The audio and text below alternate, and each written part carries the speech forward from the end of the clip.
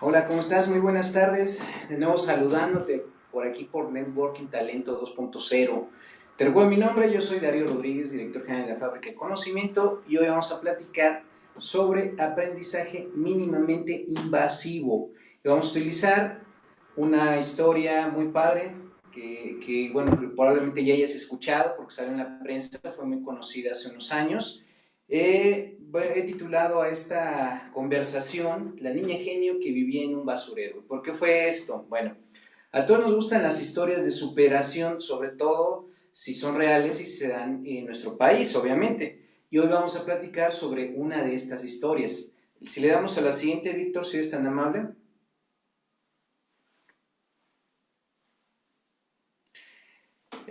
Bueno, tú recordarás que en el 2011-2012 apareció en la revista Wired la portada que vamos a ver.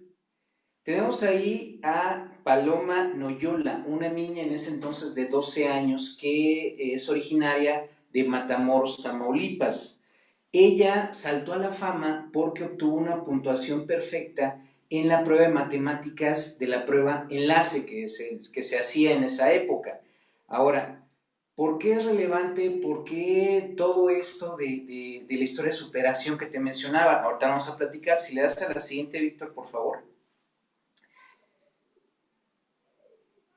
¿Quién es Paloma o quién era Paloma en esa época? Paloma era una niña que, como muchas otras niñas de nuestro país, lamentablemente, pues vivía en condiciones muy precarias. En pantalla estamos viendo cuáles eran sus condiciones. Vivía en una casa muy humilde que estaba en la orilla de un basurero junto a un canal de aguas negras, que además estaba en una de las zonas más calientes por la cuestión del narcotráfico y la guerra contra el narcotráfico.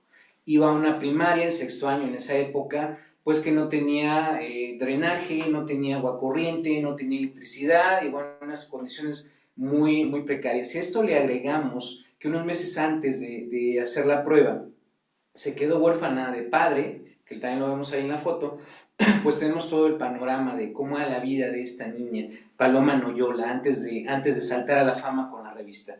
Si le damos a la siguiente, Víctor, por favor. En este contexto, Paloma se encontró con una persona extraordinaria que fue su profesor llamado Sergio Juárez. Este profesor pues llegó, tomó el grupo de Paloma y en unos meses, utilizando métodos disruptivos de aprendizaje, logró llevarlos a ellos y a Paloma especialmente desde un atraso bastante significativo hasta un lugar pues muy notable, porque les decía, Paloma obtuvo una prueba perfecta en la prueba enlace, que no es cualquier cosa. Y además, otros 9 de sus compañeros de ese grupo también tuvieron notas casi perfectas en español, matemáticas y otras materias. Ahora, tal vez te estés preguntando, ¿esto tiene relevancia para mí que trabajo en una empresa? Pues sí, lo vamos a platicar en un momento. Si le das a la siguiente, por favor, Víctor. Ahora, piénsalo de esta manera. Actualmente estamos viviendo tiempos en los cuales, al menos aquí donde estamos en el Bajío y en muchas partes del país, la rotación de personal es muy alta, por varias situaciones que tú ya conoces, que no me quiero extender en eso. Además, las empresas requieren que su talento se desarrolle de manera lo más rápido posible, que además adquieran también la productividad también de manera casi inmediata. Y aparte el talento requiere que se le ofrezca una formación que sea efectiva, en primer lugar, o sea, que tenga una aplicación en la vida, y en segundo también que no sea aburrida. Esto ya lo hemos platicado muchas veces, algo que normalmente cuando haces un curso de capacitación te dice tu cliente, tanto interno como externo, oye, pero que no sea teórica, oye, pero que no sea aburrida. En el programa de radio el viernes pasado, Dunia me preguntaba, oye, ¿la capacitación realmente puede desarrollar habilidades? Pues sí, por supuesto. Este es un ejemplo con esta técnica, cómo se puede desarrollar habilidades a través de la capacitación. Ahora, vamos a platicar qué fue lo que hizo este señor Sergio Juárez para desarrollar a sus alumnos. Le damos a la siguiente, Víctor, si es tan amable. Sergio Juárez, en su práctica, te decía, decidió hacer algo diferente.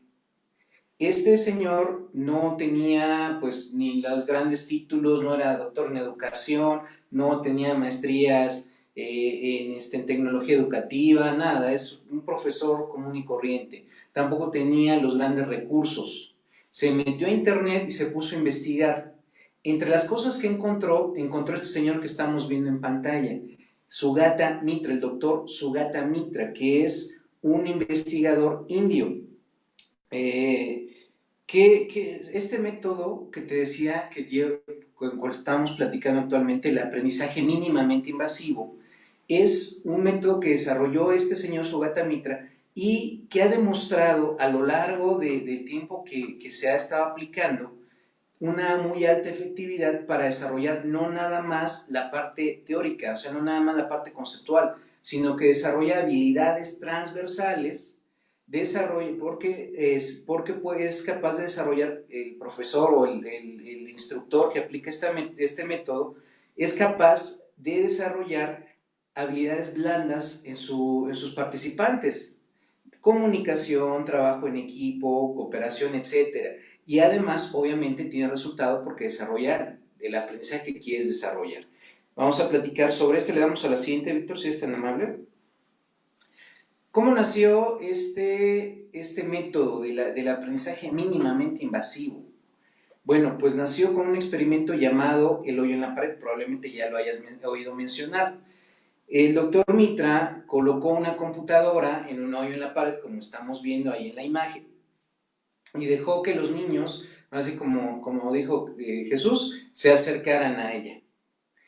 Los niños, sin intervención de otra persona y sin ningún otro aliciente más que su propia curiosidad, empezaron a picarle a la computadora y con esto desarrollaron un conjunto de conocimientos que nadie esperaba que tuvieran a su edad y a su grado educativo. Por ejemplo, en una entrevista que le hicieron, este señor decía que los niños aprendieron por sí mismos inglés, porque querían aprender a manejar la computadora. Aprendieron de bioquímica un niño de 6, 7 años, entendía cosas que se supone tenía que haber entendió hasta 5 o 6 años después, de acuerdo al plan de estudios hindú.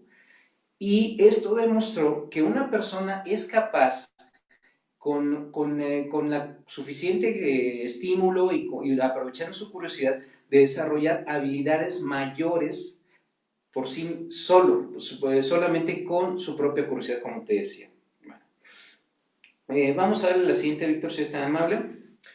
¿En qué consiste el aprendizaje mínimamente invasivo? Bueno, el aprendizaje mínimamente invasivo consiste de 4 pasos que estamos viendo en la diapositiva. El primero, como te decía, y más importante, es plantear una pregunta.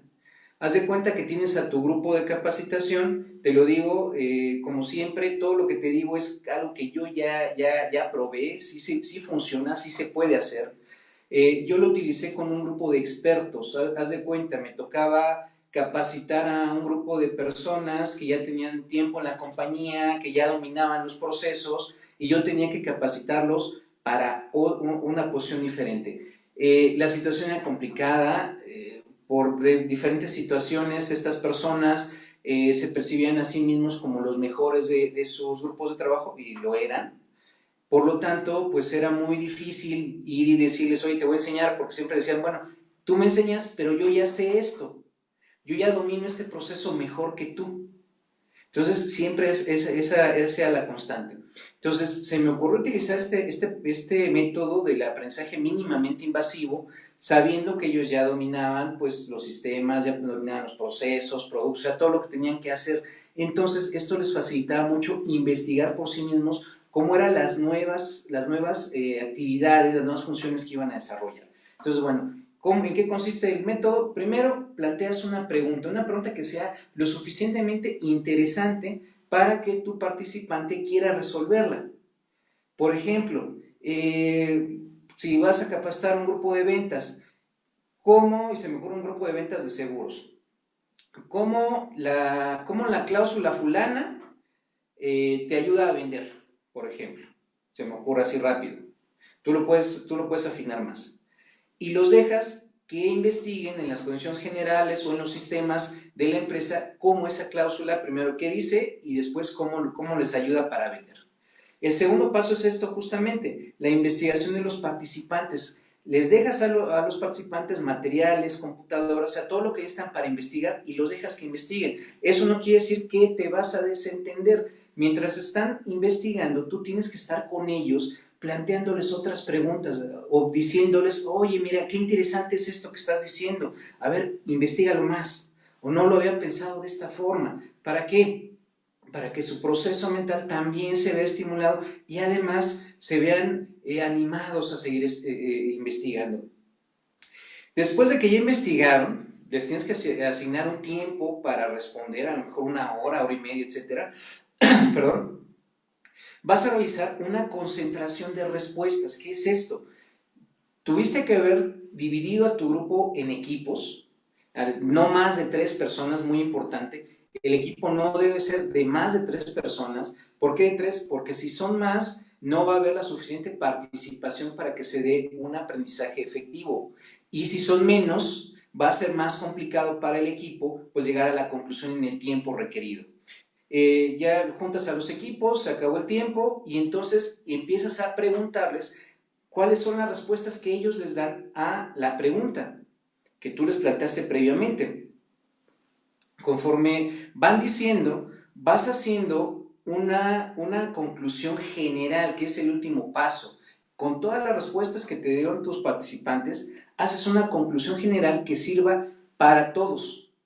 Y esa sería la participación oficial. Ojo, también es mucho de tu habilidad aquí como conductor del grupo, que seas capaz de irlos guiando a través de preguntas, a través de cuestionar sus resultados, a través de utilizar el método socrático, vamos, que ya hablaremos después de eso, para que la conclusión sea lo más sólida y lo más sustentada posible. De esta manera, ¿qué beneficios vas a encontrar? Le damos a la siguiente, por favor, Víctor. Para comenzar, los participantes van a poder aprender su trabajo, mejor dicho, van a poder comprender su trabajo con una amplitud mucho mayor. ¿Qué significa? Que si tú les das la información ya masticada, ya hecha por ti, a lo mejor se aprenden lo que tú dices y te sacan un 10, etc. Pero ¿qué va a pasar otra vez cuando lleguen a su puesto de trabajo? Que a lo mejor la información y las respuestas que tú les diste no les van a servir o van a ser muy limitadas. Por esto que comprendan con mayor amplitud su puesto de trabajo y sus funciones, les va a ayudar a tomar decisiones más certeras y efectivas cuando se enfrenten a la realidad. Algo que normalmente también nos piden a los que nos dedicamos a la capacitación, que lo que hagamos tenga aplicabilidad, que no nada más sirva para llenar un examen. El siguiente beneficio, cuando las personas comprenden mejor sus funciones, van a reducir su curva de aprendizaje y van a mejorar su productividad. Esto es lógico. Si yo entiendo mejor mi trabajo y soy capaz de tomar mejores decisiones y adaptarme mejor al puesto de trabajo, voy a tardar menos en ser productivo. También va a hacer que tu evento de capacitación sea dinámico. ¿Qué quiere decir? Que como van a estar activos, ojo, no ocupados. Ocupados pueden estar ocupando el tiempo sin que esto sea productivo, sin que realmente tenga un efecto en su aprendizaje. Van a tener realmente un aprendizaje efectivo con actividades dinámicas. Siempre van a estar activos durante su proceso de capacitación.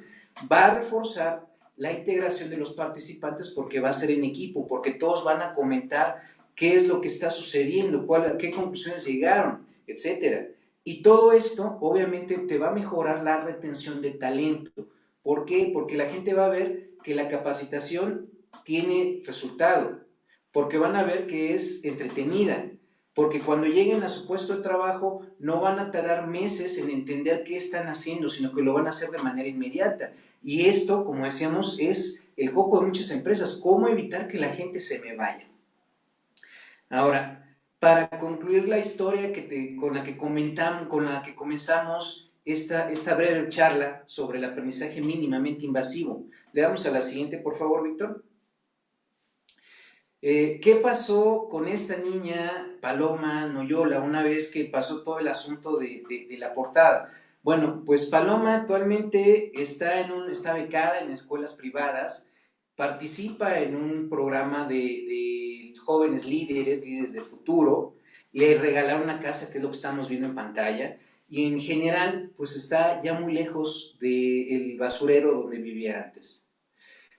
¿Por qué quise poner esta historia? Bueno, por la cuestión, obviamente, del método de aprendizaje que utilizaron, para que veas que se tiene resultados, pero también para que veas que cuando una persona quiere aportarle a un participante suyo, lo puede hacer, aunque no tenga recursos, aunque la empresa donde estás te diga que no hay dinero.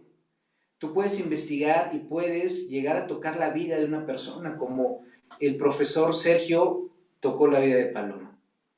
Con esto vamos a dar por concluida esta sesión, fue más corta que las otras. Nada más quiero recordarte, actualmente la Fábrica de Conocimiento tiene una certificación como facilitador, a veces se me olvidan las cosas, como facilitador, consultor experto, donde vamos a revisar cosas como esta, como este tipo de formas disruptivas de enseñar a la gente, de capacitarlos. Me despido por el día de hoy, que tengas muy buena tarde y bueno, nos vemos pronto. Hasta luego.